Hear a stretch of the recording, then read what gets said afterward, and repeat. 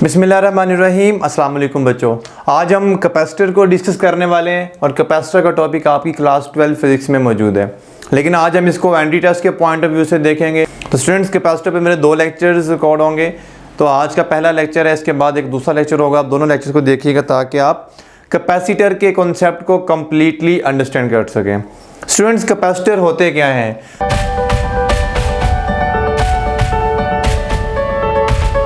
Sometime हमें एक large amount में एनर्जी रिक्वायर होती है और वो एनर्जी हमें किसी बैटरी से या वापडा से आने वाली एनर्जी, वो इतनी एनर्जी नहीं होती कि हमारी उस ज़रूरत को पूरा कर सके। मिसाल के तौर पर आपका सीलिंग फ़ैन जो है, छत पे लगा हुआ पंखा जो है, वो आपने इसको ऑन करना है। शदीद गर्मी है, आपको गर्मी लग रही है, हवा चाहिए आपको फ़ैन ऑन करने के लिए। अब फ़ैन ऑन करना है आपको स्टूडेंट्स, तो फ़ैन ऑन करने के लिए यानी फ़ैन को रेस्ट से मोशन में लाने के लिए तकरीबन 20 से 25 एम्पीयर करंट रिक्वायर होता है, जबकि आपके घरों में जो वापडा से करंट आता है वो 10 से 12 एम्पीयर होता है।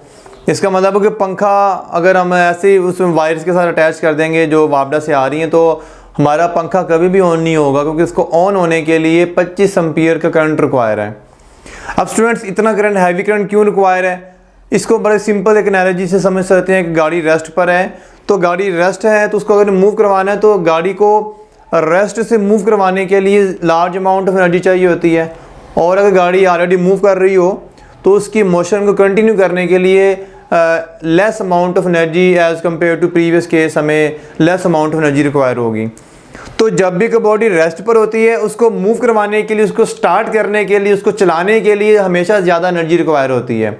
इसी तरह पंखा जब आपने चलाना है, जब स्टार्ट करना है, तो फिर उसके लिए भी उसको एक ज़्यादा अमाउंट में एनर्जी चाहिए, यानी 25 एम्पीयर का करंट चाहिए। अब इतना करंट तो हमारे पास नहीं आ रहा वापडा से, तो स्टूडेंट्स हम क्या करेंगे, पंखे के अंदर कोई ऐसी डिवाइस लगा देंगे जो अपने अंदर करंट को, यूँ कह लें चार्ज को स्टोर करेगा, या यूँ कह लें कि एक एनर्जी स्टोर रखेगा, और जब मैंने पंखे को ऑन करना होगा वो सारी एनर्जी पंखे को दे देगा, तो पंखा स्टार्ट हो जाएगा। तो वो जो डिवाइस हम लगाएंगे उसे कहते हैं कैपेसिटर। तो कैपेसिटर क्या होती है? कैपेसिटर एक ऐसी डिवाइस है जो कि लार्ज अमाउंट में चार्ज और इलेक्ट्रिकल एनर्जी को स्टोर कर लेती है, और जब हमें ज़रूरत पड़ती है उस एनर्जी की, तो वह सारी एनर्जी एकदम से हमें वापस कर देती है, तो पंखा हमारा स्टार्ट हो गया। इसी तरह से एक और एग्जांपल कर सकते हैं आप। आपका जो मोबाइल कैमरा होता है या आपका DSLR या कोई भी कैमरा होगा, उसमें फ्लैश ऑन करनी है, फ़ोटोग्राफी कर रहे हैं आप, तो जब फोटोग्राफी कर रहे हैं तो आपको जैसे बटन ऑन करते हैं इसमें से फ्लैश निकलती है। अब वो जो फ्लैश निकलती है तो एकदम से लाइट निकलती है, फिर वह बंद हो जाती है, तो उसके लिए भी एक लार्ज अमाउंट में करंट चाहिए स्टूडेंट्स। तो हम क्या करते हैं कि कैमरे के अंदर भी एक कैपेसिटर लगा देते हैं। अब कैपेसिटर क्या करता है कि एनर्जी को स्टोर करता है, और जो अपने स्टोर रखता है। जैसे हम बटन प्रेस करते हैं तो वो सारी एनर्जी इस फ्लैश को देता है, फ्लैश ऑन होती है और वो हमारी पिक्चर स्नैप हो जाती है और वो लाइट ऑफ हो जाती है। और आपने देखा होगा कि जब एक पिक्चर खींचते हैं तो camera takes some time to being ready for the next picture. तो अगर इसे वो जो टाइम इंटरवल लेता है अपने आप को दोबारा से पिक्चर लेने के लिए तैयार करता है, उस दौरान दोबारा से वो एनर्जी स्टोर करता है। तो आप देखते हैं कि अगर फ़ौरन पिक्चर खींचने के बाद फ़ौरन दोबारा से पिक्चर नहीं खींचता, इट टेक्स 2, 3, 4, 5 सेकंड लेता है ताकि वो दोबारा से उस एनर्जी को स्टोर कर सके। सो ये जो डिवाइस हम कैमरे में इस्तेमाल कर रहे हैं, ये डिवाइस जो हम पंखे में इस्तेमाल कर रहे हैं, ये एक कैपेसिटर है। तो कैपेसिटर को हम डिफाइन कर लेते हैं स्टूडेंट्स। क्या हो गया capacitor? It is a device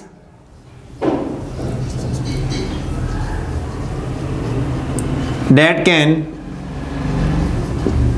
store charge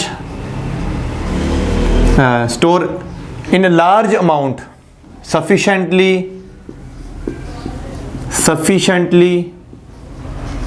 large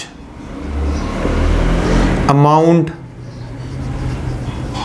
of charge and electrical energy.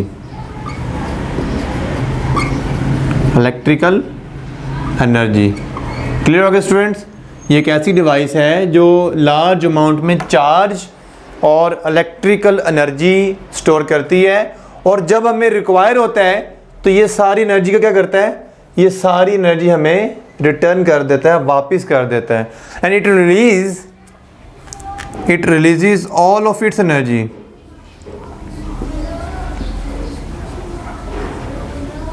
all of stored energy at once when require।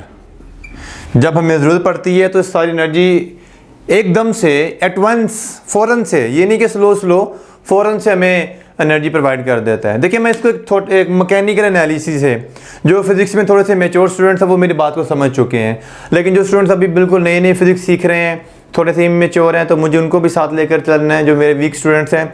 तो ये जो एट वंस मैंने लिखा है कि it release all of its stored energy at once, यानी एकदम, एक वक्त में, फ़ौरन, एक इंस्टेंट में सारी एनर्जी वापस कर देगा। इसकी एक मैं छोटी सी एनालॉजी देता हूँ आपको। एनालॉजी है कि देखिए जो आपने हैमर है, आपने किसी लोहे पे हिट करना है, और लोहे पे हिट करना है और आपने लोहे को प्रेस करना है, यानी उसकी शीट बनानी है, आपने इसको प्रेस करना है, इसको कूटना है, या यूँ कह लें कि आपने पत्थर तोड़ना है, एक स्टोन है उसको ब्रेक करना है with the help of hammer.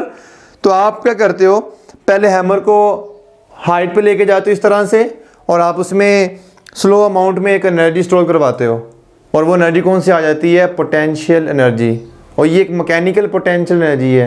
और उसको तोड़ने तो आपने फ़ौरन से उसको ला के तोड़ देना है, यानी उसको फ़ौरन से हिट करना है, यानी जो आपने हैमर के अंदर एक मैकेनिकल पोटेंशियल एनर्जी स्टोर की है, आप उसको एट वंस उसके ऊपर हिट करेंगे या रिलीज़ कर रहे हैं उस एनर्जी को, तो वो हैमर क्या करेगा, उस सारी एनर्जी को उसमें ट्रांसफ़र करेगा, वो पत्थर टूट जाएगा आपका। तो आपने ये एनर्जी से समझ सकते हैं कि हमने जो एनर्जी स्टोर की है पहले हैमर के अंदर, वो स्लो स्लो स्टोर की है, लेकिन जब हम रिलीज़ करने की बारी है, ये तो हमने फ़ौरन से रिलीज़ कर दिया है। अगर हम उसको स्लो स्लो रिलीज़ करेंगे बेटा, तो वो पत्थर कभी भी नहीं टूटेगा। तो सम टाइम हमें स्लो अमाउंट ऑफ एनर्जी चाहिए होती है, यानी स्लो कह रहा हूँ, स्मॉल अमाउंट ऑफ एनर्जी चाहिए होती है, और सम टाइम हमें large amount of energy require होती है। तो जब large amount of energy require होती है, फिर हमें कैपेसिटर को यूज़ करना पड़ता है, और वो एट वंस एकदम से सारी एनर्जी रिलीज़ कर देता है, और हमारा जो भी ज़रूरत है उस वक्त पूरी हो जाती है। अब स्टूडेंट्स, कैपेसिटर बनाने के लिए क्या चाहिए, क्या कोई हमें कोई बहुत अनोखी चीज़ें, कोई रॉकेट साइंस है ये, या कोई स्पेशल मटेरियल या कोई स्पेशल डिवाइसेस इस्तेमाल करनी पड़ेंगी? तो इसका आंसर है नो। एक आम बच्चा, एक आम गरीब घराने का बच्चा भी एक कैपेसिटर को बड़ी आसानी से डिज़ाइन कर सकता है, बल्कि डिज़ाइन करने की ज़रूरत नहीं है, हमारी नेचर में ही बहुत सारे कैपेसिटर्स ऑलरेडी एग्जिस्ट करते हैं। तो बेटा आपके घर में या आपके सराउंडिंग में कोई भी मेटल की चीज़ है, किसी भी शक्ल में है, it is a capacitor, it can store charge. तो आइए देखते हैं जी, मिसाल के तौर पर मेरे पास सपोज करें कि ये एक कंडक्टिंग सफ़ियर है, ये एक सफ़ियर है और अंदर से ये सॉलिड है, मैं थोड़ा सिमेट्रिकल शेप ले रहा हूँ, ये एक सफ़ियर है जो अंदर से सॉलिड है। स्टूडेंट्स, आप इसके ऊपर चार्ज प्लेस करना शुरू कर दें, आप किसी भी तरीके से। अब चार्ज कैसे किया जा सकता है, इससे पहले मेरा एक लेक्चर रिकॉर्डेड है सेकंड ईयर का, आप प्लेलिस्ट में जाएं सेकंड ईयर की, उसमें जाके खोलिएगा।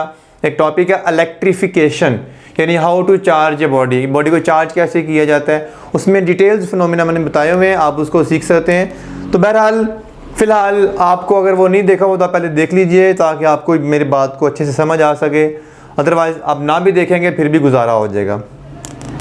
स्टूडेंट्स, मैंने इस बॉडी को, ये सॉलिड सफ़ियर है और मैं इस बॉडी को चार्ज करना शुरू कर देता हूँ, यानी मैं कोई बाहर से ला के इसके ऊपर चार्ज फेंकना शुरू कर देता हूँ, तो क्या होगा, इस बॉडी की सरफेस के ऊपर चार्ज आना शुरू हो जाएगा। तो मैं जैसे जैसे चार्ज प्लेस करता चला जाऊँगा, ये चार्ज इस बॉडी के ऊपर ही रहता चला जाएगा। तो आप देखें कि ये चार्ज मैंने एक्सटर्नल चार्ज किसी भी प्रोसेस के ज़रिए, किसी भी फिनोमिना के ज़रिए मैंने इस बॉडी के ऊपर चार्ज लेकर आ गया ना। ये जो कंडक्टिंग सफ़ियर है, इसने क्या कर लिया है, अपने ऊपर चार्ज को स्टोर कर लिया है, इट बिकम ए कैपेसिटर। तो कोई मुश्किल बात नहीं थी। आप कोई घर में पड़ा कोई हथौड़ा है, जो है हथौड़ा, उसका जो दस्ती है लकड़ी वाली वो उतार दें, तो बाकी जो लोहा है उसके ऊपर चार्ज फेंकना शुरू कर दें, तो वो भी कैपेसिटर है। या कोई भी मेटल की चीज़ है, कोई भी कंडक्टर की चीज़ है, वो आपके कैपेसिटर है। बिजली की तारें हैं, उसके ऊपर से प्लास्टिक जो इंसुलेशन होती है वो उतार दें, तो अंदर से जो कॉपर की वायर निकलेगी वो भी कैपेसिटर है आपका, उसके ऊपर चार्ज फेंकना शुरू कर दें, तो ये चार्ज आपका इसके ऊपर स्टोर हो गया, तो दिस इज अ कैपेसिटर। और इसकी सराउंडिंग में स्टूडेंट्स क्या है, इसकी सराउंडिंग में एयर है, और एयर एक इंसुलेटर है, और ये चार्ज जारी बात है कहीं फ्लो नहीं कर सकता, क्योंकि साइडों पे क्या है, सारी एयर की इंसुलेशन है इसकी सराउंडिंग में, एयर इंसुलेशन। और ये एयर इंसुलेशन इस चार्ज को रेस्ट्रिक्टेड रखेगा कि ये कहीं पे जा ना सके। ठीक है बेटा, तो ये हमारे पास एक कैपेसिटर डिज़ाइन हो गया, यानी हमें सिर्फ एक मेटल चाहिए कैपेसिटर बनाने के लिए। स्टूडेंट्स, जैसे जैसे आप इसके ऊपर चार्ज प्लेस करते चले जाएंगे, इसके ऊपर चार्ज अकोमोडेट होता चला जाएगा। अगर आप इसमें चार्ज अकोमोडेट जो हो रहा है इसके ऊपर, चार्ज अकोमोडेट जो आपने किया है इसके ऊपर, लेट्स सपोज की वैल्यू है Q, कैपिटल Q कह लें या स्मॉल q कह लें। तो स्टूडेंट्स याद रखिएगा, आप लोगों को पता होना चाहिए, और आप लोगों को पता है आई थिंक सो। अगर नहीं पता तो इससे पहले आप प्रीवियस टॉपिक्स मेरे देख कर आएँ कि जब किसी बॉडी को चार्ज किया जाता है उसका पोटेंशियल इंक्रीज करना शुरू कर जाता है। जैसे जैसे चार्ज बढ़ता चला जाएगा इसका पोटेंशियल बढ़ता चला जाएगा, और वो पोटेंशियल क्या कहलाता है, इलेक्ट्रिकल पोटेंशियल। तो चार्ज अकोमोडेट करवाया इसके ऊपर आपने, जितना चार्ज अकोमोडेट करवाया उतना ज़्यादा इसके ऊपर क्या आ जाएगा स्टूडेंट्स, पोटेंशियल। हम कहेंगे इसमें पोटेंशियल, इलेक्ट्रिकल पोटेंशियल डेवलप हो जाएगा, इलेक्ट्रिक पोटेंशियल डेवलप होता चला जाएगा। और वो अगर इलेक्ट्रिक पोटेंशियल V है तो स्टूडेंट्स जितना ज़्यादा चार्ज होगा उतना ज़्यादा पोटेंशियल भी होगा इसके ऊपर। तो इस फॉर्मूला के मुताबिक किसी भी बॉडी को चार्ज कर सकते हो आप।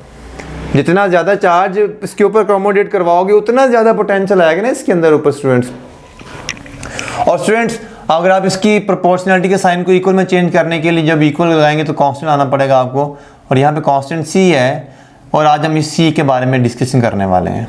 स्टूडेंट्स, इस फॉर्मूला के मुताबिक आप किसी भी कंडक्टर को चार्ज कर सकते हैं, और यहाँ पे जो C है, C इज़ कांस्टेंट, C एक कांस्टेंट है, और इसकी फॉर्मूला ये जो कहलाती क्या है, इसे बोलते हैं कैपेसिटेंस। कैपेसिटेंस, ठीक है, कैपेसिटेंस, और इसे पहले कैपेसिटी भी कहा जाता था। तो बहरहाल कैपेसिटेंस का फॉर्मूला क्या बन जाएगा, यहाँ से C is equal to Q/V। हम यहीं से कैपेसिटेंस को डिफाइन कर सकते हैं students. C is basically the ability to store charge, ability या कैपेसिटी भी कह सकते हैं, या होल्ड भी कह सकते हैं, कितना चार्ज होल्ड किया जा सकता है इसके ऊपर, कितना चार्ज अकोमोडेट किया जा सकता है इसके ऊपर। इट इज़ कॉल्ड एबिलिटी और capacitance of a capacitor to store the charge या to hold the charge. Hold कह लें, स्टोर कह लें, अकोमोडेट कह लें, आप कितना चार्ज अपने ऊपर अकोमोडेट कर सकता है। आज के लेक्चर में स्टूडेंट्स इस कैपेसिटेंस के बारे में डिस्कस करना है। ये टर्म बहुत इंपॉर्टेंट है, और ये डिफरेंट टाइप के कैपेसिटर्स हो सकते हैं, तो हम आज उस डिटेल में सारी बातें करेंगे। स्टूडेंट्स, डिफाइन किया हमने कैपेसिटेंस को कि एबिलिटी ऑफ ए कैपेसिटर या टू होल्ड या स्टोर चार्ज ऑन इट। अब आप में से कोई बच्चा सवाल कर सकता है, या किसी के जहन में सवाल आना चाहिए कि sir ability to capacitor store charge, ठीक है जी, चार्ज स्टोर करेगा, तो फॉर्मूले में V क्यों अपीयर हो रहा है? तो इसका बड़ा सिंपल सा आंसर है स्टूडेंट्स। एक तो मैंने मैथमेटिकली जो देखा उसके मुताबिक फार्मूला में आंसर आ रहा है V। ये तो होगी मैथमेटिकल के जी, फार्मूले से V आया, मैंने कोई ज़बरदस्ती तो नहीं लेकर आया। लेकिन अगर इसकी फिजिक्स देखनी हो कि क्यों आया V यहाँ पर, जबकि कैपेसिटेंस का ताल्लुक तो चार्ज के साथ है, तो चार्ज आना चाहिए, C is equal to Q होना चाहिए, यानी Q ज़्यादा C ज़्यादा, Q कम C कम, डेट्स इट। ये पोटेंशियल कहाँ से हमारे तंग कर रहे हैं आगे हमारे फार्मूले के अंदर, हमें क्यों डिस्टर्ब कर रहे हैं? तो स्टूडेंट्स, ये पोटेंशियल बड़ा इंपॉर्टेंट टर्म है यहाँ पर। ये पोटेंशियल को इग्नोर किए बगैर हम किसी भी कंडक्टर की कैपेसिटेंस को डिफाइन ही नहीं कर सकते, डिस्क्राइब भी नहीं कर सकते। मिसाल के तौर पर स्टूडेंट देखें ज़रा, जब मैंने इसके ऊपर एक चार्ज अकोमोडेट करवाऊँगा तो वो बड़ी आसानी से अकोमोडेट हो जाएगा, क्योंकि पहले ये न्यूट्रल था। लेकिन जब मैं दूसरा चार्ज अकोमोडेट करवाने की कोशिश करूंगा इसके ऊपर, तो जो पहले से पड़ा हुआ चार्ज है उसमें एक पोटेंशियल डेवलप हो चुका है। इस कंडक्टर का पहले न्यूट्रल होने की वजह से ज़ीरो पोटेंशियल था, लेकिन जब मैंने चार्ज रख दिया इसके ऊपर, इसका पोटेंशियल डेवलप हो चुका, क्योंकि चार्ज के बढ़ाने से पोटेंशियल बढ़ेगा। ओके, अब जब मैं दूसरा चार्ज रखने लगूंगा तो जो पहले से पड़ा हुआ चार्ज का पोटेंशियल है मुझे रिपेल करेगा, तो मुझे अब पहले से ज़्यादा जोर लगाना पड़ेगा इसके ऊपर चार्ज को अकोमोडेट करवाने के लिए। अब दो चार्जेस आ गए, लेकिन वो जो दो चार्जेस इस सरफेस के ऊपर आए हैं वो एक दूसरे को रिपेल करेंगे और कोशिश करेंगे कि वो जितना मैक्सिमम दूर रह सकते हैं दूसरे से दूर रहें, क्योंकि साइडों पे तो इंसुलेशन है, कहीं जा नहीं सकते, उन्हें इसी सरफेस के ऊपर रहना है, तो इसलिए वो सरफेस के ऊपर एक दूसरे से नफरत करते हुए रहेंगे, यानी फोर्स ऑफ रिपल्शन की वजह से जितना मैक्सिमम दूर हो सकते हैं वो रहेंगे। जब मैं तीसरा चार्ज अकोमोडेट करवाने की कोशिश करूँगा तो पहले से पड़े हुए दोनों चार्जेस, चूँकि उनका पोटेंशियल पहले से ज़्यादा हो चुका है, मुझे तीसरा चार्ज रखने के लिए उससे भी ज़्यादा वर्क डन करना पड़ेगा और भी ज़्यादा जोर लगाना पड़ेगा ताकि उसके ऊपर तीसरा चार्ज भी अकोमोडेट हो जाए। सो बहरहाल यानी कि जैसे जैसे इस बॉडी का पोटेंशियल इंक्रीज कर रहा है, मेरे लिए इस बॉडी के ऊपर चार्ज को अकोमोडेट करवाना मुश्किल होता चला जा रहा है। यानी इस बॉडी का जो पोटेंशियल है, electric potential, that matters a lot, वो मैटर करता है कि उसकी कैपेसिटेंस कितनी होगी। यानी पहला चार्ज को अकोमोडेट करना, पहले चार्ज को होल्ड करना, पहले चार्ज को स्टोर करना इस कंडक्टर के लिए बड़ा इजी था, लेकिन दूसरा चार्ज होल्ड करना अपने ऊपर या स्टोर करना अपने ऊपर या अकोमोडेट करवाना कैपेसिटर के लिए मुश्किल था, क्योंकि पहले से पड़ा हुआ चार्ज रिपेल कर रहा था। यानी जैसे पोटेंशियल बढ़ा तो इसकी कैपेसिटेंस हमें कम होती हुई दिखाई दी, फिर जब तीसरा चार्ज रखा तो और कैपेसिटेंस कम होती हुई दिखाई दी, क्योंकि पहले से पोटेंशियल बहुत ज़्यादा बढ़ चुका है। इसका मतलब जितना पोटेंशियल ज़्यादा डेवलप करवाओगे उसके ऊपर उतनी कैपेसिटेंस कम होगी। इसलिए स्टूडेंट्स याद रखिएगा, जब भी कैपेसिटर को डिज़ाइन किया जाता है इस तरह से डिज़ाइन किया जाता है, उसकी शेप को इस तरह से डिज़ाइन किया जाता है कि उस बॉडी के ऊपर कम से कम पोटेंशियल डेवलप हो, क्योंकि जितना कम पोटेंशियल डेवलप होगा उतना वो कंडक्टर जो है वो अपने ऊपर चार्ज को अकोमोडेट कर सकेगा या होल्ड कर सकेगा। हमने कैपेसिटेंस में ये पोटेंशियल का फॉर्मूला, जो ये पोटेंशियल की टर्म है, दैट इज़ वेरी इंपॉर्टेंट। इसके बगैर किसी भी कंडक्टर की कैपेसिटेंस को डिफाइन नहीं किया जा सकता। स्टूडेंट इस तरह से आपने चार्ज क्रिएट करते गए उसके ऊपर अकोमोडेट करवाते गए और ये चार्ज करीब होते चले जाएंगे। जारी बात है, एक सरफेस इसी के ऊपर रहना उन्होंने, तो जैसे जैसे चार्ज आ रहा था इसकी करीब होते चले जाएंगे चार्ज। जब चार्जेस करीब होने शुरू हो जाते हैं स्टूडेंट्स, हम कहते हैं इसकी चार्ज डेंसिटी इंक्रीज कर रही है। मैं एक टर्म यूज़ किया चार्ज डेंसिटी की। चार्ज डेंसिटी बेसिकली ये डिफाइन करती है कि चार्जेस किसी सरफेस के ऊपर कितना करीब है, इसको सिग्मा से डिनोट किया जाता है स्टूडेंट्स, ठीक है। तो एक चार्ज है खुला डुला, दो चार्ज दूर रहेंगे, तीन चार्ज आएंगे थोड़ा करीब होना पड़ेगा, आइदर फोर्स ऑफ रिपल्शन है उनके दरमियान में, लेकिन सरफेस तो यही वाली है। तो जितने ज़्यादा चार्जेस उतनी चार्ज डेंसिटी ज़्यादा, और अगर एरिया, जारी बात है वही एरिया अगर फिक्स कर देंगे तो जितना चार्ज ज़्यादा उतनी ज़्यादा डेंसिटी भी होगी उसकी। अच्छा स्टूडेंट्स, अब ये सारे चार्जेस एक दूसरे को रिपेल कर रहे हैं, यहाँ से भागना चाह रहे हैं, आपस में बड़ी शदीद किस्म की नफरत है आपस में, because similar charges repel each other. ये नफरत करके बैठे हुए, लेकिन मजबूरी है कि कहीं और जा नहीं सकते ये। तो स्टूडेंट्स अब हमें क्या करना चाहिए? हमें तो कुछ भी नहीं करना, हमने चार्ज स्टोर कर दिया। अब ये चार्जेस को जैसे मौका मिला ना, अगर जैसे मौका मिला ये यहाँ से भागने की कोशिश करेंगे। अगर उनको रास्ता मिला कहीं से तो ये निकल जाएंगे। अभी तो साइडों पे सारी इंसुलेशन है एयर की, नहीं जा सकते। इसलिए जैसे ही मैं इसके ऊपर कोई कंडक्टर टच करता हूँ या अपना हाथ टच करता हूँ, तो जैसे ही ये हाथ मेरा कंडक्टर तो काम करेगा, ये सारा चार्ज फ़ौरन से मेरे हाथ के ज़रिए ज़मीन में फ्लो करने की कोशिश करेगा। क्यों? क्योंकि ज़मीन का पोटेंशियल लो पोटेंशियल है। तो स्टूडेंट्स देखा आपने कि जैसे ही आप इसके ऊपर कोई कंडक्टर लेकर आओगे तो ये चार्जेस आपस में इतनी शदीद नफरत करते हैं, इतनी शदीद रिपल्शन है इनकी कि दूसरे से दूर भागने के लिए वो रास्ते को फॉलो करेंगे और निकल जाएंगे सारे। तो ये क्या करेंगे? It release all of its stored energy. ये जो चार्ज है सारा रिलीज़ हो जाएगा, एनर्जी सारा रिलीज़ हो जाएगी, और वो जो जहाँ पर भी जानी होगी, अगर हम आगे पंखा लगाया हुआ है तो ये सारे चार्जेस पंखे की तरफ फ्लो कर देंगे एट वंस, और एक लार्ज अमाउंट में करंट फ्लो कर जाएगा और हमारा पंखा स्टार्ट हो जाएगा। सो आई होप कि आपको डेफिनेशन और ये जो पॉइंट मैंने लिखा था आपको समझ आ गया होगा कि कैसे एनर्जी को स्टोर करता है। अब स्टूडेंट्स हमें अगर ग्राफिकली देखा जाए, जब मैथमेटिकली बात की थी, अगर मैं ग्राफिकली इस Q का और V का ग्राफ प्लॉट करूँ, it would be a straight line graph, क्योंकि इनका आपस में डायरेक्ट रिलेशन आ रहा है स्टूडेंट्स। और अगर मैं ये देखना चाहता हूँ कि ये कितना चार्ज स्टोर कर सकता है ग्राफिकल मेथड से, तो स्टूडेंट्स मैं इस ग्राफ से अगर स्लोप निकाल लूँ, स्लोप और ग्रेडियंट एक ही बात होती है, स्लोप कह लें या ग्रेडियंट कह लें एक ही बात होती है students. As you know that कि ग्रेडियंट या स्लोप का formula simple rise over run होता है। ये एक सिंपल सा रिलेशन याद रखने के लिए, राइज ओवर रन। मैं एक लॉजिकल बात कर रहा हूँ, मैं कोई मैथमेटिकल फॉर्मूले की तरफ नहीं जा रहा। राइज का मतलब वाई एक्सिस, रन का मतलब एक्स एक्सिस। तो वाई एक्सिस पर स्टूडेंट्स क्या आ गया, क्यू है, और रन पे क्या है, यानी एक्स एक्सिस पर वी है, तो बेटा क्यू बाई वी क्या होता है, सी। तो यानी अगर आप ग्राफ बना लेंगे तो इसकी स्लोप से आपको क्या मिलेगा, कैपेसिटेंस मिल जाएगी।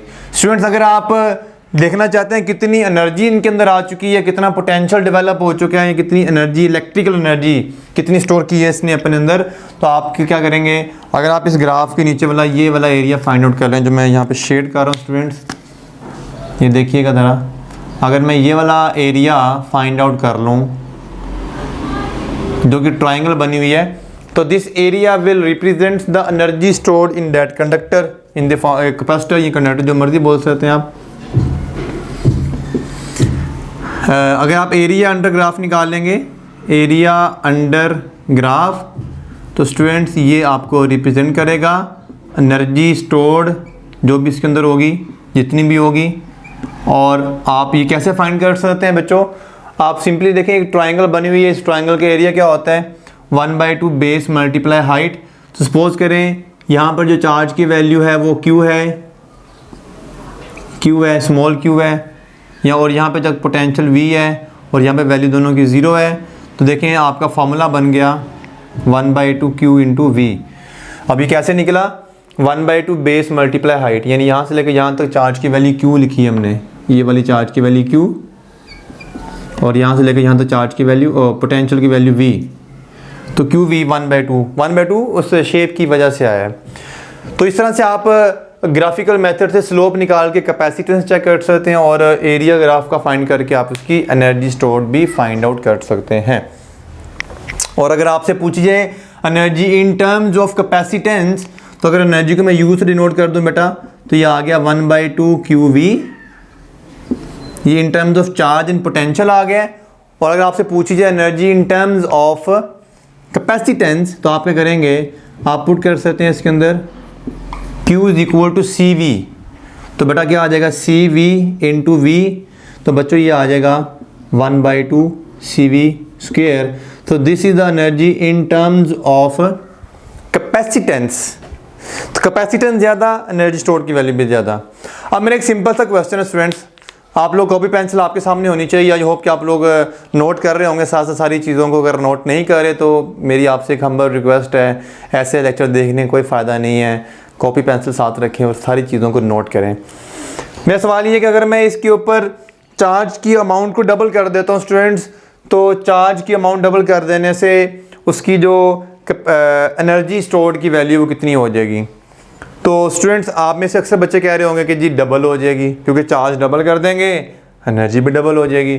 स्टूडेंट्स आप देख सकते हैं कि यहाँ पर मैंने अभी बताया कि चार्ज डबल करोगे तो पोटेंशियल भी तो डबल होगा, चार्ज डबल करोगे पोटेंशियल भी डबल होगा, क्योंकि जब चार्ज डबल करना है तो पोटेंशियल ने तो बढ़ना ही बढ़ना है, ठीक है। हाँ, अगर आप किसी तरह से पोटेंशियल को कांस्टेंट रख देते हैं तो फिर आप कह सकते हैं कि चार्ज के बढ़ने से जितना चार्ज बढ़ेगा उसी हिसाब से एनर्जी बढ़ेगी। लेकिन अगर आप पोटेंशियल कांस्टेंट नहीं रख सकते, जो कि नहीं होगा, जाहिर बात है, वो उसके लिए एक अलग तरीकाकार हम इसकी डायमेंशन चेंज करनी पड़ेगी, वो लेटर हम उसको डिस्कस करेंगे। फिलहाल चार्ज डबल करोगे तो पोटेंशियल ऑटोमेटिकली डबल हो जाएगा इस कंडक्टर का, तो इसकी एनर्जी 2 टाइम्स की बजाय 4 टाइम्स बढ़ेगी। तो चार्ज को डबल करने से एनर्जी 4 टाइम्स हो जाती है। तो ये एनर्जी का फॉर्मूला आ गया। अब स्टूडेंट्स आप इस कंडक्टर को मैक्सिमम कितना चार्ज कर सकते हैं, यानी कि इसकी कैपेसिटी कितनी है, ये कैसे डिसाइड होगी, ये किस चीज़ से डिसाइड होगी। तो सबसे पहली बात कि जो कैपेसिटेंस है वो 2 चीज़ों पर डिपेंड करती है। जो डिपेंडेंस ऑफ कैपेसिटेंस है, dependence of C, students dependence of C क्या है, number 1 shape of conductor, conductor की शेप क्या है, अभी हम लेटर में शेप्स को डिस्कस करेंगे। और मीडियम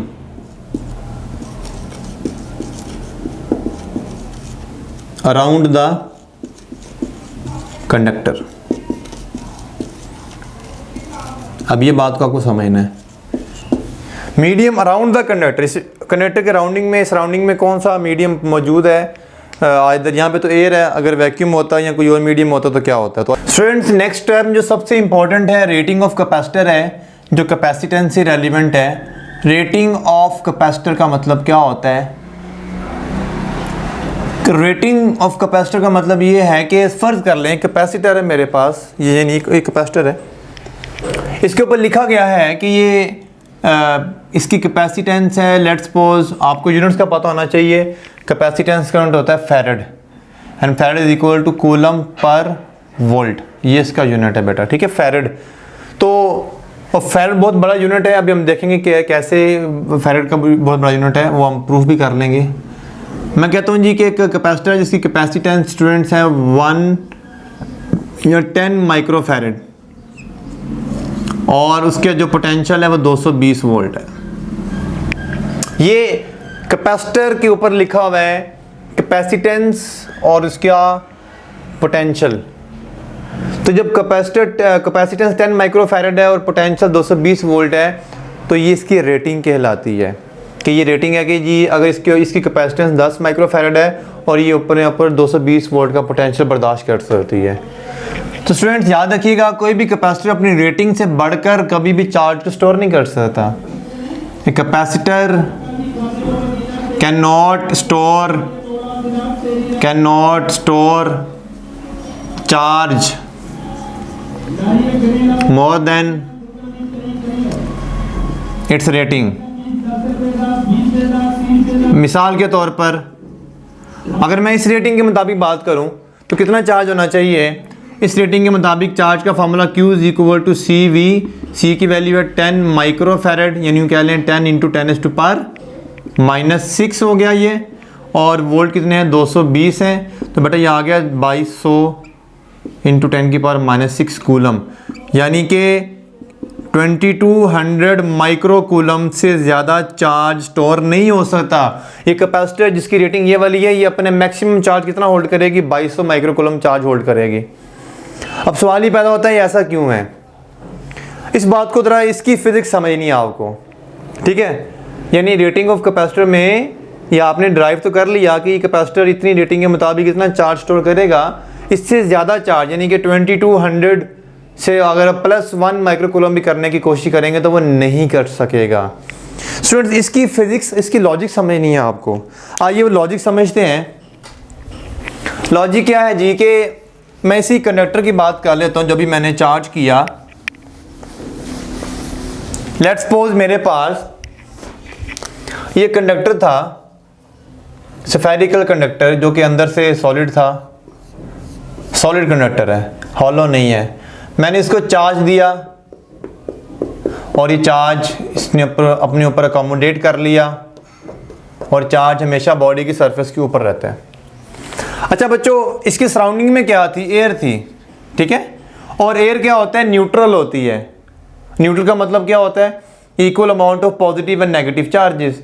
तो अगर यहाँ पे सराउंडिंग में जो वो पड़े हुए हैं एयर के पार्टिकल्स, उसमें क्या है? पॉजिटिव चार्ज और ये नेगेटिव और ये पॉजिटिव, ये बना रहा हूँ मैं नेगेटिव एंड पॉजिटिव, ये मतलब न्यूट्रल है। मैं यहाँ पे एयर के पार्टिकल्स के चार्जेस हैं उनको आपस में बता रहा हूँ, क्योंकि न्यूट्रल है तो जितने पॉजिटिव होंगे उतने क्या होंगे? नेगेटिव होंगे। ये चारों तरफ मौजूद हैं। और आप देख सकते हैं कि ये वाला पॉजिटिव इस नेगेटिव को खींच रहा होगा, ये नेगेटिव इस पॉजिटिव खींच रहा होगा, जिसकी वजह से ये आपस में कोइंसाइड किए हुए हैं और ये न्यूट्रल हैं। स्टूडेंट्स जैसे ही मैं इस कंडक्टर को चार्ज करना शुरू करूंगा तो ये वाला जो पॉजिटिव है, आप देखिएगा ज़रा, ये वाला पॉजिटिव भी इस नेगेटिव को खींचना शुरू कर देगा, इस वाले नेगेटिव को अपनी तरफ खींचना शुरू करेगा। लेकिन अगर इसका पोटेंशियल इनफ नहीं है या कम है अभी, तो ये नेगेटिव चार्ज कभी भी इसके पास नहीं आएगा, ये इसी पॉजिटिव के पास रहेगा अगर इसका पोटेंशियल बहुत कम है। ये मैंने चार्ज किया हुआ है, लेकिन इतना पोटेंशियल डेवलप करवाया हमने अभी तक कि वो एयर के नेगेटिव को नहीं खींच सकता अपनी तरफ, ठीक है जी। अब फर्ज कर ले मैं इसका एक पोटेंशियल बढ़ा देता हूँ, एक चार्ज बढ़ा देता हूँ। अब जो नया चार्ज आएगा, जाहिर बात है वो इनके दरमियान जो खाली जगह यहाँ पर रहेगा, आगे जब यहाँ पर रहेगा तो नो डाउट ये चार्ज भी इस नेगेटिव को अपनी तरफ खींचना शुरू कर देगा, ये भी खींचेगा। सपोज करें अभी भी इनके पास इतना पोटेंशियल नहीं आया कि वो उस नेगेटिव को खींच सकें। हाँ, इतना ज़रूर होगा कि ये नेगेटिव थोड़ा सा इस पॉजिटिव से डिस्प्लेस होना शुरू हो गया है, दूर जाना शुरू हो गया है। अब मैं इसके ऊपर एक और चार्ज रखता हूँ, वो भी क्या करेगा, इस नेगेटिव को खींच लेगा। अब फर्ज कर लें जो मैंने अब चार्ज रखा है वो उसमें इतना पोटेंशियल है, आ गया है इस बॉडी के ऊपर कि अब ये नेगेटिव को खींच के अपने पास ले जाएंगे। तो एक मोहब्बत इस तरफ से हो रही है, यानी इस वाला पॉजिटिव चार्ज भी अट्रैक्ट कर रहा है, और एक मोहब्बत इधर भी हो रही है, यानी कि नेगेटिव और पॉजिटिव आपस में मोहब्बत करते हैं, यानी कि अट्रैक्शन करते हैं। तो इधर की मोहब्बत बढ़ती चली जा रही है और इधर की मोहब्बत तो कांस्टेंट है, वो तो चेंज नहीं हो रही, वो तो फिक्स है। तो यहाँ की मोहब्बत एक वक्त ऐसा होगा बहुत ज़्यादा बढ़ जाएगी, यहाँ का पोटेंशियल बहुत ज़्यादा बढ़ जाएगा, यहाँ का चार्ज बहुत ज़्यादा बढ़ जाएगा, और क्या होगा, ये अपने नेगेटिव को खींच के यहाँ से निकाल के ये नेगेटिव यहाँ से इसके पास आ जाएगा, और यहाँ पे क्या हो जाएगा, फिर पॉजिटिव अपीयर हो जाएगा। अब स्टूडेंट्स इस बात को नंबरिंग से समझें ज़रा। सपोज करें जी मैंने कैपेसिटर को, ये इस कैपेसिटी के मुताबिक ना मैंने 2200 माइक्रोकूलम स्टोर कर लिया। मैंने चार्ज कितना स्टोर कर लिया है, 2200 माइक्रोकूलम।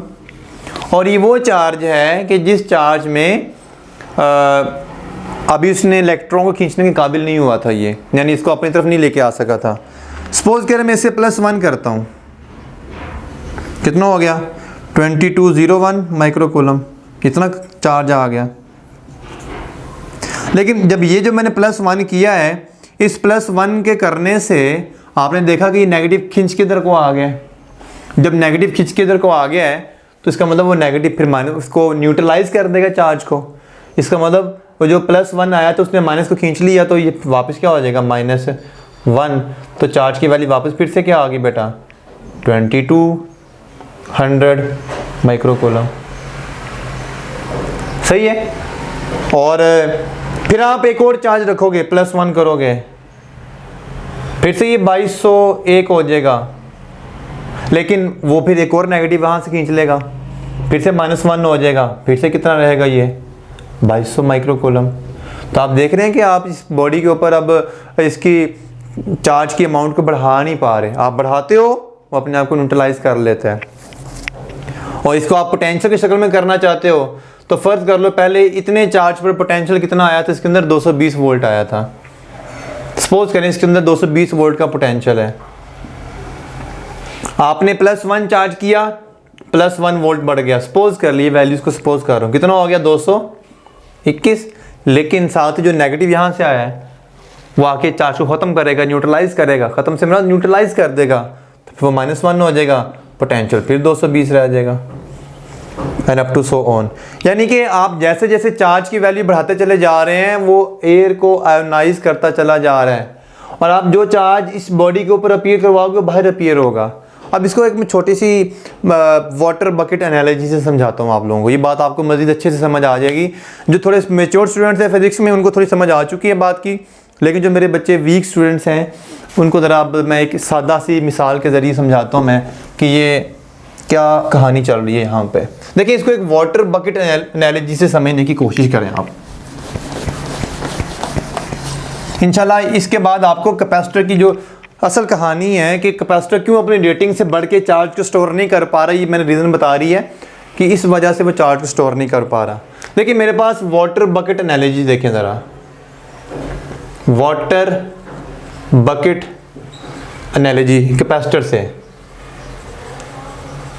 देखिए ज़रा, मेरे पास एक बकेट है, ठीक है जी, और मैंने ये बकेट कितनी है, सपोज 10 लीटर की बकेट है ये, ठीक है जी। इसका मतलब है मैं इसके ऊपर इसके अंदर 10 लीटर पानी स्टोर कर सकता हूँ। मैं इसमें 10 लीटर पानी स्टोर कर सकता हूँ। इसमें अगर मैं +1 करने की कोशिश करूँगा तो ये बकेट की कैपेसिटी 10 लीटर ही है, 11वां लीटर जो होगा वो पानी बकेट से बाहर गिर जाएगा। यानी जो +1 वाला लीटर है वो बकेट के अंदर नहीं होगा हमारे पास, वो 11वां लीटर, लेकिन वो बाल्टी के अंदर जाने के लिए बाहर गिर गया, मतलब वापस -1 हो गया, तो बकेट में पानी फिर कितना है, 10 लीटर है। तो आपने देखा कि +1 किया वो सारा पानी बाहर गिर गया। यानी जो आपने 1 लीटर पानी बकेट के अंदर फेंका वो अपीयर कहाँ पे हुआ, बकेट से बाहर। अच्छा, अब यहाँ पे देखिएगा ज़रा, आपने इतना चार्ज कर लिया रेटिंग के मुताबिक, अब रेटिंग से बढ़ के जा रहे हैं आपने एक पॉजिटिव चार्ज यहाँ पे फेंका, उसने नेगेटिव खींच के अपने आप को न्यूट्रलाइज कर लिया, तो जो चार्ज आपने यहाँ पर फेंका था वो अपीयर कहाँ पे हो गया है, उस बॉडी से बाहर अपीयर हो गया। ये समझ रहे बात मेरी? तो इसका मतलब ये it is just like a water bucket analogy, कि पानी बाहर गिरता चला जा रहा है, इसका मतलब जो चार्ज फेंक रहे हो वो बॉडी के ऊपर अकोमोडेट नहीं हो सकता। तो ये बेटा, ये जो चीज़ है कि जो आयोनाइजेशन है, सराउंडिंग मीडियम की जो आयोनाइजेशन, अभी आयोनाइज हो रहा है ये मीडियम, ये जो आयोनाइजेशन है ये इसकी कैपेसिटेंस को लिमिटेड रखती है, और कैपेसिटर कभी भी अपनी रेटिंग से बढ़ के चार्ज को स्टोर नहीं कर सकता। आई होप ये आपको वाटर बकेट एनालॉजी से ये बात बड़ी अच्छे से समझ आ गई होगी। तो बेटा ये सारी कहानी थी आपकी कैपेसिटर की, कैसे चार्ज होता है वो, कैसे पोटेंशियल डेवलप करता है, उसकी कैपेसिटेंस किस वजह से लिमिटेड होती है। तो आप लिख सकते हैं the capacitance of a capacitor is limited due to the ionization of surrounding medium. Surrounding medium में हाँ, अगर यहाँ पर वैक्यूम हो जाए ना बेटा, तो फिर जारी बात है ये चार्जेस नहीं होंगे, फिर इसकी कैपेसिटेंस क्या होगी, इनफाइनाइट हो जाएगी, क्योंकि कभी भी ये जो भी चार्ज आएगा उसको अपने ऊपर अकोमोडेट करना पड़ेगा, सराउंडिंग में कोई मीडियम नहीं है। और एज वी नो डैट कि हम कभी भी आइडियल वैक्यूम क्रिएट नहीं कर सकते, इसलिए वैक्यूम क्रिएट नहीं किया जा सकता, सो इनफाइनाइट कैपेसिटेंस वाला कैपेसिटर भी पॉसिबल नहीं है। आइए स्टूडेंट्स, ये तो सारी मैंने थ्योरी समझा दी आपको, एक फॉर्मूला बता दिया। अब हम क्या करेंगे, डिफरेंट टाइप्स ऑफ कैपेसिटर की कैपेसिटेंस निकालेंगे और ये आपका लेक्चर खत्म हो जाएगा आज। ठीक है स्टूडेंट्स, तो अब जरा कॉपी पेंसिल को रेडी रखिएगा। ये सारी कहानी मैंने सुनाई है आपको कैपेसिटर की, आप कहानी से हट के थोड़ा सा इसकी मैथमेटिकल रिलेशंस की तरफ आ जाते हैं, जिसमें से आपके क्वेश्चंस बन सकते हैं। मैं साथ साथ क्वेश्चंस भी करवाता चला जाऊंगा और साथ साथ फॉर्मूलाज भी बनाता चला जाऊंगा। जी स्टूडेंट्स, सबसे पहला कैपेसिटर जो हमारे पास है वो है टाइप्स ऑफ कैपेसिटर। नंबर 1 है आइसोलेटेड स्फीयर।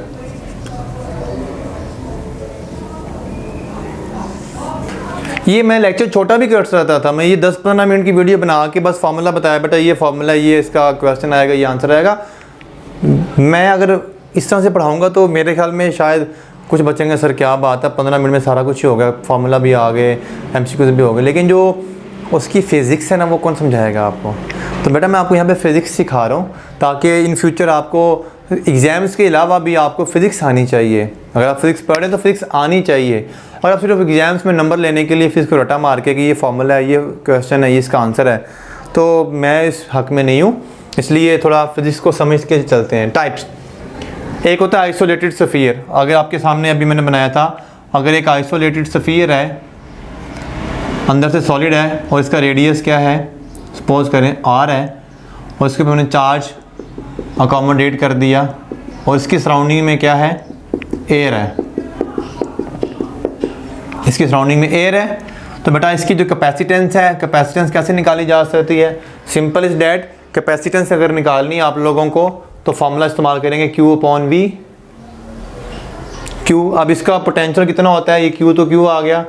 अब इसका जो पोटेंशियल आप लोगों को पता है, आप लोगों ने ड्राइव किया अब अपने प्रीवियस क्लासेस के अंदर, तो इसका रिलेशन होता है 1/4πε0 Q/R। ये इसका पोटेंशियल होता है इसका, अगर इसका रेडियस R है तो ये Q से Q कैंसिल हो जाएगा, 4 पे ऊपर चला जाएगा स्टूडेंट्स, तो ये आ जाएगा C = 4πε0R। तो ये आ गई कैपेसिटेंस किसकी, इसकी। और अगर मैं देखना चाहता हूँ कितनी एनर्जी स्टोर्ड है, यहाँ पे पहली बात तो देख लें कि C का और R का आपस में डायरेक्ट रिलेशन आ रहा है, where R is the size या रेडियस ऑफ द स्फीयर। जैसे जैसे इसका रेडियस बढ़ाते चले जाओगे तो इसका जो कैपेसिटेंस है वो भी इंक्रीज करती चली जाएगी। और अगर मैं देखना चाहता हूँ इसके अंदर कितनी एनर्जी स्टोर्ड है, तो सिंपल इज डैट क्या करूँगा मैं कि मैं इसका स्लोप निकाल लूँगा, सॉरी इसका एनर्जी निकाल लूँगा इस ग्राफ की। ना ना ना ना, इस ग्राफ की एनर्जी नहीं निकालनी, QV ग्राफ की एनर्जी निकालनी है। तो बहरहाल हमने फॉर्मूला पढ़ लिया, अब उसके अंदर उसके अकॉर्डिंगली हम ड्राइव कर लेते हैं। एनर्जी का फॉर्मूला हमने भी पढ़ा 1/2 CV²। ठीक है जी। तो अगर C की वैल्यू क्या निकली, यहाँ पे C की वैल्यू है बच्चों 4πε0R, 4 पाई एप्सिलॉन आर, और आर यहाँ पे रेडियस है, और v इसका क्या है, पोटेंशियल, कितना पोटेंशियल डेवलप होगा, 1/4 pi epsilon R cube by R. अच्छा इस सारे का क्या आ गया, स्क्वायर आ गया। अब यहाँ से सिंपलीफाई करके देख सकते हैं, तो इसका जो एनर्जी स्टोर का फॉर्मूला बनेगा बच्चों, वो क्या बनेगा, यहाँ से 4 पाई से एक 4 पाई कैंसिल हो जाएगा, ऊपर स्क्वायर है, ठीक है, और क्यू स्क्वायर आ जाएगा, एक आर से आर कैंसिल हो जाएगा, it would become 1/2 Q square, और नीचे क्या बचेगा, ये 4 पाई एप्सिलॉन स्क्वायर एक कैंसिल किया है मैंने सिर्फ, आएगा 4 to the 8 pi epsilon R. तो ये इसकी एनर्जी स्टोर्ड होगी इसके अंदर, Q square over 4 pi epsilon naught R, ठीक है बच्चों। और आर इसका मतलब है जितना ज़्यादा बढ़ाते चले जाओगे उसकी एनर्जी उतनी कम होती चली जाएगी। क्लियर, कहीं गलती तो नहीं की मैंने, यहाँ गलती से मिस्टेक तो नहीं कर दी, यहाँ पे था क्यू स्क्वायर आ गया, नीचे आ गया 4 to the 8 pi epsilon R, ठीक है जी। तो ये इसके अंदर एनर्जी, इसके अंदर का मतलब है इसकी सराउंडिंग में जो एयर होगी, और सॉरी जो इलेक्ट्रिक फील्ड होगी, इसमें जो एनर्जी होगी वो इतनी होगी। तो आपसे ये पूछा जा सकता है। अब मैं आपसे एक सिंपल सा क्वेश्चन करता हूँ। क्वेश्चन है कि अगर आपके पास एक कैपेसिटर है, स्फेरिकल कैपेसिटर आपने बनाना है, उसकी कैपेसिटेंस चाहिए आपको 1 फेरेड कैपेसिटेंस चाहिए, ठीक है। तो बताइए आपको उसके लिए कितना रेडियस रिक्वायर होगा उसका। तो इसको सॉल्व करने का बड़ा सिंपल सा तरीका, formula C = 4 pi epsilon R. तो हमें आर निकालना है, तो क्या आएगा, C/4 पाई एप्सिलॉन, और बच्चों यहाँ से C की वैल्यू 1 गिवन है, 4 पाई एप्सिलॉन, 1/4 पाई एप्सिलॉन। और आपको याद है कि ये किसके बराबर होता है, ये चीज़ हमें K नहीं कहते, कूलम्स लॉ में पढ़ा था आप लोगों ने, कूलम्स कांस्टेंट, और उसकी वैल्यू क्या होती है, K की वैल्यू होती है 9 × 10⁹9। तो बच्चों अगर हमें 1 फेरेड कैपेसिटर बनाना है कैपेसिटेंस, तो उसके लिए हमें इतना रेडियस रिक्वायर होगा, 9 × 10⁹9। अच्छा हमारी अर्थ का रेडियस कितना है, 6.4 × 10⁶ मीटर, यानी कि हमें 1 फेरेड की कैपेसिटेंस बनानी है, तो हमें इतना लार्ज रेडियस का स्फीयर चाहिए जो हमारी अर्थ से भी ज़्यादा बड़ा होगा।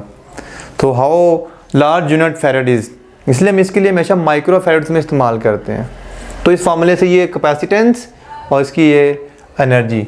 स्टूडेंट सेकंड टाइप का कैपेसिटर क्या हो सकता है, मेरे पास 2 ये स्फीयर दो इस तरह के। Number 2 concentric spheres, concentric spherical capacitor,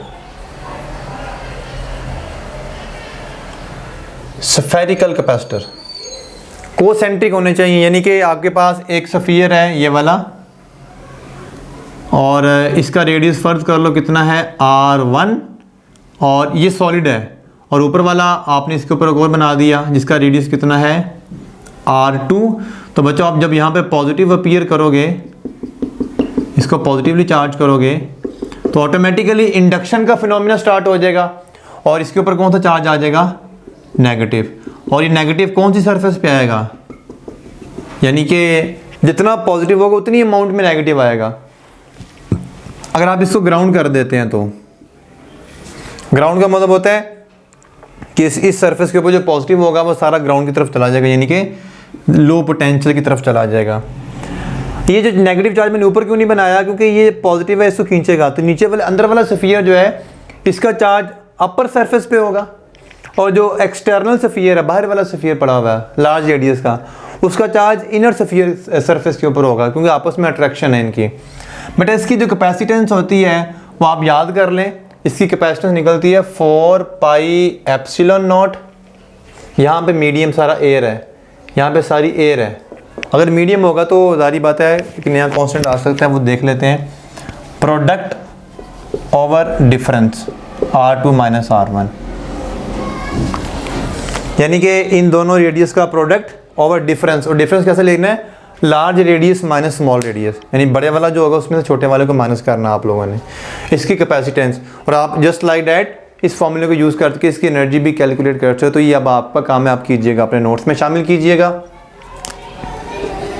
अच्छा, अगर स्टूडेंट्स मैं ऐसा करूं कि इसी कंडक्टर को मैं क्या करता हूँ कि इनर को क्या कर देता हूँ, मैं अंदर वाले को ग्राउंड कर देता हूँ।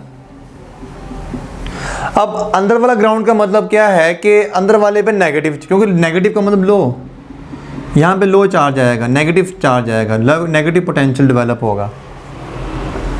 तो इसके ऊपर कितना डेवलप होगा, पॉजिटिव। अब बेटा ये कैपेसिटर बड़ा इंटरेस्टिंग है, इसको ज़रा तवज्जो कीजिएगा। ये देखिए ज़रा, पहले मैंने आउटर सरफेस को ग्राउंड किया, इसके ऊपर नेगेटिव था, इनर पे पॉजिटिव था। अब मैंने इनर वाला स्फीयर को ग्राउंड किया, इसका रेडियस क्या है R1 और इसका रेडियस क्या है R2। तो जितना नेगेटिव यहाँ पर उतना ही ऊपर वाले स्फीयर के इनर सरफेस पे पॉजिटिव चार्ज, और ये सरफेस जो है ऊपर वाला पॉजिटिव चार्ज एक अपनी रेटिंग से बढ़ के चार्ज को स्टोर नहीं करेगा। अच्छा आप सुनिए ज़रा, होगा क्या, इसकी जो इनर सरफेस है वो अपनी रेटिंग से बढ़ेगी नहीं। अभी मैं समझा चुका क्यों नहीं बढ़ेगी, लेकिन बच्चों एक बात गौर करो ज़रा, जब ये अपनी दोनों सरफेसेस अपनी रेटिंग के मुताबिक चार्ज को स्टोर कर लेंगी, ये वाली इसकी ऊपर वाली सरफेस और इसकी इनर सरफेस कर चुकी होगी, तो इसकी कैपेसिटेंस का फॉर्मूला भी ये बनेगा। पहली बात तो ये 4 पाई एप्सिलॉन नॉट, दोनों रेडियस का प्रोडक्ट ओवर डिफरेंस, डिफरेंस वही R2 minus R1, larger radius minus smaller radius. अब स्टूडेंट्स अपनी अपनी रेटिंग के मुताबिक जितना इसके ऊपर पॉजिटिव होगा उतना ही नीचे वाली पे नेगेटिव आएगा। रेटिंग मुकम्मल होगी, अब रेटिंग से बढ़ेगा चार्ज नहीं। अब ऊपर देखें ज़रा कि ऊपर वाली सरफेस की जो ये अपर लेयर है ये तो अभी खाली पड़ी हुई है, यहाँ अंदर यहाँ पे मीडियम आयोनाइज होना शुरू हो जाएगा, यहाँ पर जो एयर है और वो उसकी कैपेसिटेंस को लिमिटेड रखेगा। लेकिन अगर मैं इसके ऊपर प्लस चार्ज देता हूँ एक, अब अंदर वाली जो लेयर है इसकी कैपेसिटेंस मुकम्मल हो चुकी, ये अपनी रेटिंग को टच कर गया। अब इसकी मीडियम आयोनाइज होना शुरू हो जाएगा और ये अपनी रेटिंग से बढ़ के कैपेसिटेंस को स्टोर नहीं करेगा। अब जब मैं अंदर वाली लेयर नहीं काम कर रही तो फिर जो मैं चार्ज फेंकूंगा वो कहाँ पर रहेगा, ऊपर वाली सरफेस के ऊपर रहेगा। तो ये ऊपर वाली सरफेस पे भी चार्ज अपीयर होना शुरू हो जाएगा फिर, और अपर सरफेस जो होगी बेटा, जो अपर सरफेस है वो भी क्या करेगी, चार्ज को स्टोर कर रही है। इनर सरफेस तो इस कैपेसिटर के साथ मिलकर चार्ज को स्टोर करवा रही है, अपर सरफेस जो है वो भी अपनी रेटिंग के मुताबिक चार्ज को स्टोर करेगी, और फिर वो अपनी रेटिंग के मुताबिक जब कंप्लीट कर ले कैपेसिटेंस तो उसकी भी मज़ीद चार्जिंग बंद हो जाएगी।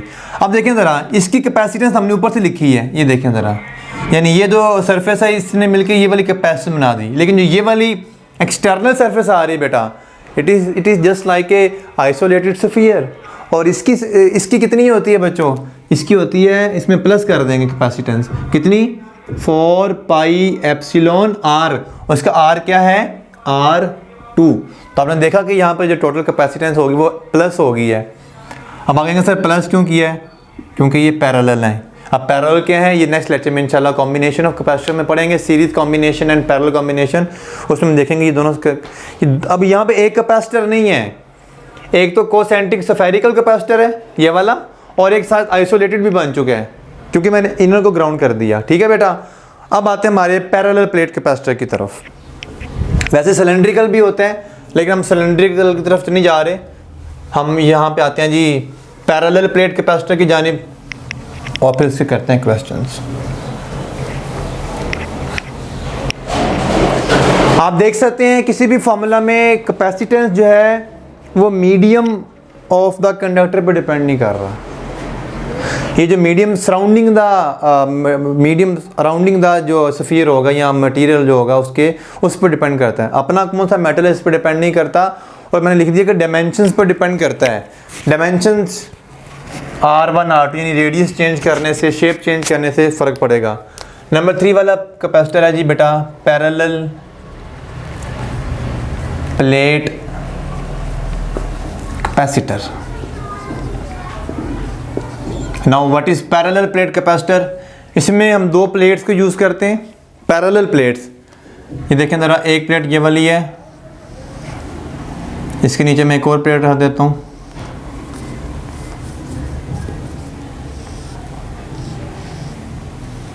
ये प्लेट्स आ गई, इनके दरम्यान में सेपरेशन फ़र्ज कर लें कितनी है, D है। तो यहाँ पे देखें इसके ऊपर पॉजिटिव चार्ज आएगा, तो यहाँ पर कौन सा चार्ज आएगा, नेगेटिव आएगा। ठीक है जी, it is a parallel plate capacitor. और यहाँ पर क्या डेवलप हो जाएगी, एक इलेक्ट्रिक फील्ड डेवलप हो जाएगी। अच्छा बच्चों, इसकी कैपेसिटेंस चेक करनी है तो C is equal to Q upon V, वही वाला फार्मूला। अब इसका जो पोटेंशियल होता है ना, आप लोगों को पता होना चाहिए। वैसे तो लिखा जा सकता है Q और इसको लिखा जा सकता है ED। V is equal to ED, potential gradient से potential is equal to electric field multiply the distance, जितना डिस्टेंस आया। अब आप लोगों ने गाजी लॉ में पढ़ा हुआ है कि दो पैरेलल प्लेट कैपेसिटर्स, दो पैरेलल प्लेट्स हों इक्वल बट ऑपोजिट चार्ज हो, तो उसकी इलेक्ट्रिक फील्ड का फॉर्मूला आता है सिग्मा ओवर एप्सिलॉन नॉट। ये पढ़ा आप लोगों ने, साथ डी आ गया बेटा। अब चार्ज को लिखा जा सकता है चार्ज डेंसिटी मल्टीप्लाई एरिया। ये चार्ज डेंसिटी मैंने बता दिया पहले। Charge density actually defines the how charges are close to each other, how much charges are close to each other. यहाँ पे आ गया सिग्मा ओवर एप्सिलॉन डी, तो सिग्मा से सिग्मा कैंसिल, स्टूडेंट्स आ गया A epsilon naught into D. Sorry, ये epsilon ऊपर चला जाना है और डी नीचे आ जाएगा। तो इस तरह से ये कैपेसिटेंस बन गई। और इसके मुताबिक कैपेसिटेंस किस पर डिपेंड कर रही है, एरिया ऑफ प्लेट्स पे and distance between the plates पे। यानी कि आप कह सकते हैं कि लेट्स सपोज मेरे पास ये एक प्लेट है और इसके सामने एक और प्लेट है, ये कैपेसिटर की प्लेट है। इनके दरमियान में जो सेपरेशन है वो D है और इनके दरमियान में इलेक्ट्रिक फील्ड आ रही है ये वाली E। इसके ऊपर प्लस Q चार्ज है, इसके ऊपर माइनस Q चार्ज है। तो अगर आप एरिया का मतलब क्या है, ये इसकी लेंथ और इसकी विड्थ, यानी ये विड्थ इसकी W और ये जो इसकी लेंथ आ रही है यहाँ से लेकर यहाँ तक लेंथ L। तो इसको लिखा जा सकता है बच्चों, एरिया को लेंथ मल्टीप्लाई विड्थ, क्योंकि ये सिंपल एक रेक्टेंगल फॉर्म की शेप है, तो epsilon not multiply over D. Students आप देख सकते हैं, अगर मैं इस प्लेट की लेंथ और विड्थ दोनों बढ़ा देता हूँ, लेंथ और विड्थ दोनों बढ़ा देता हूँ, तो क्या होगा कि कितनी बढ़ाऊँ, अगर मैं लेंथ को भी डबल कर दूँ, विड्थ को भी डबल कर दूँ, कैपेसिटेंस बिकम्स 4 टाइम्स। और स्टूडेंट्स अगर मैं मीडियम प्लेस कर दूँ यहाँ पर, if medium is inserted between the plates, तो फॉर्मूला बनेगा A epsilon not epsilon R by D। ठीक हो गया बच्चे। और ये एप्सिलॉन R क्या है, here epsilon R is called dielectric constant. क्या होता है जी, ये डाई इलेक्ट्रिक कॉन्स्टेंट। और बच्चों इसकी वैल्यू जो होती है always greater than 1 for all dielectrics. अब डाइलेक्ट्रिक्स क्या होते हैं बच्चों, डाइलेक्ट्रिक्स एक इंसुलेटर होता है। अब इसकी एक अलग फिजिक्स है, मैं उस तरफ में नहीं जाऊंगा, आपको पता होना चाहिए। डाइलेक्ट्रिक इसकी वैल्यू 1 से ग्रेटर ही होती है। तो अगर मैं इसको कह दूं कि मीडियम रखा है मैंने यहाँ पर, और ये किस केस में है, वैक्यूम के केस में है। स्टूडेंट्स आप देख सकते हैं कि C मीडियम लिखा जा सकता है, C medium is equal to A epsilon naught D की जगह पर क्या लिखा जाएगा, C vacuum into epsilon R। और यहाँ से आप क्या कर सकते हैं, कह सकते हैं कि C medium is greater than C vacuum, क्योंकि एप्सिलॉन R की वैल्यू 1 से ग्रेटर है। तो इसको आप लॉजिकली भी समझ सकते हैं। कैसे, अभी मैंने शुरू में बताया ना कि अगर मीडियम को चेंज कर देंगे, एयर है, तो अगर आप एयर के अलावा कोई और मीडियम रखेंगे तो हो सकता है उसके लिए उसके चार्ज को खींचना ज़रा आसान हो जाएगा। जब चार्ज को खींचना आसान हो जाएगा तो उसकी कैपेसिटेंस बल्कि बढ़ने की बजाय कम हो जाएगी। अगर हम क्या कहते हैं कि कोई ऐसा मीडियम रख दें जिसके चार्ज को खींचना मुश्किल हो जाए आपके लिए, अगर ये प्लेट के दरमियान मीडियम है, अगर वो उसके चार्ज को खींचना मुश्किल हो जाए, इसका मतलब वो कैपेसिटर जितना भी चार्ज आएगा अपने ऊपर अकोमोडेट करवाएगा जब तक उसके चार्ज को खींच नहीं लेता अपनी तरफ मुकम्मल तौर पर। ये कहानी सारी पढ़ चुके हैं।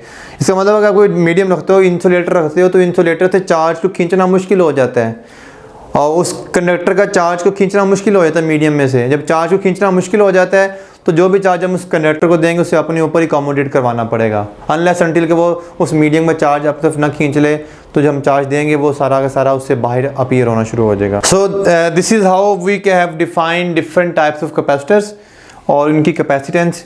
आगे मैं इससे कंटिन्यू करूँगा नेक्स्ट लेक्चर में अपने, कि अगर मैं यहाँ पे कोई मीडियम रखता हूँ, उसकी थिकनेस कम होती है, ज़्यादा होती है, तो 2 लेक्चर्स में कवर करना सारी चीज़ों को। इंशाल्लाह हम नेक्स्ट लेक्चर में कॉम्बिनेशन ऑफ कैपेसिटर्स और उसके अंदर पर रखे हुए मीडियम को भी देखेंगे। आज सिर्फ हमने डिफरेंट टाइप्स ऑफ कैपेसिटर की कैपेसिटेंसीज को चेक किया है।